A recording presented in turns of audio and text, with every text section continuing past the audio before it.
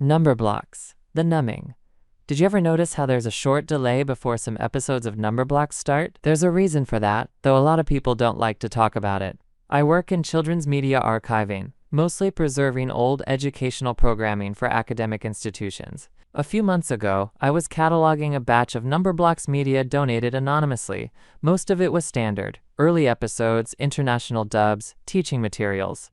But one tape stood out. It was unlabeled, save for a sticky note in faded red ink. Do not broadcast, not final.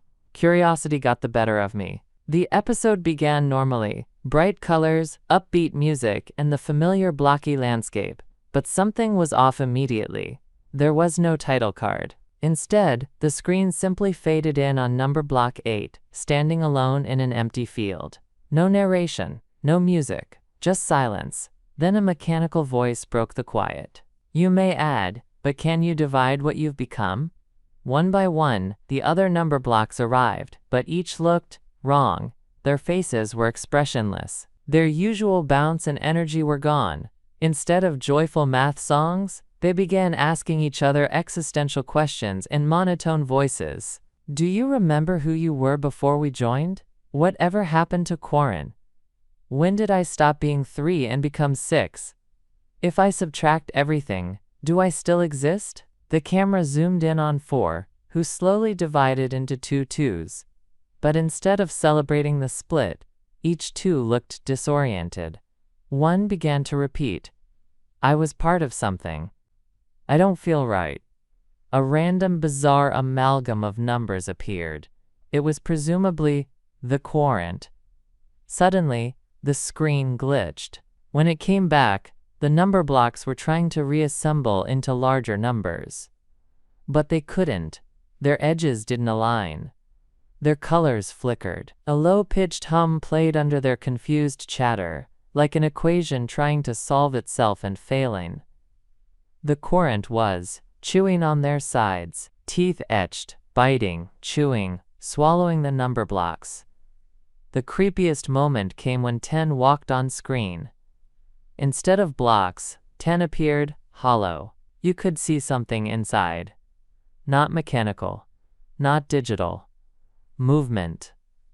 Limbs. Were the number blocks actually human beings? A human hand tried to come out of one of the blocks, and the Quarren bit into it like a Thanksgiving ham. They weren't blocks.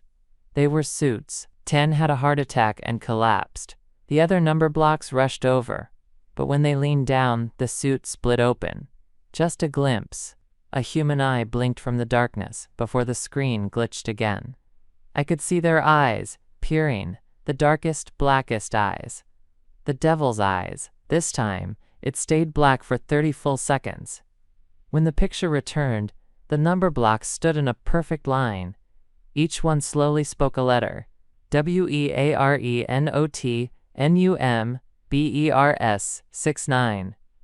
Then the screen cut to static, followed by a distorted version of the theme song played backward. Except many of the lyrics related to the Quarren, his favorite foods, his favorite names of children, it was all highly disturbing. I've replayed the episode several times.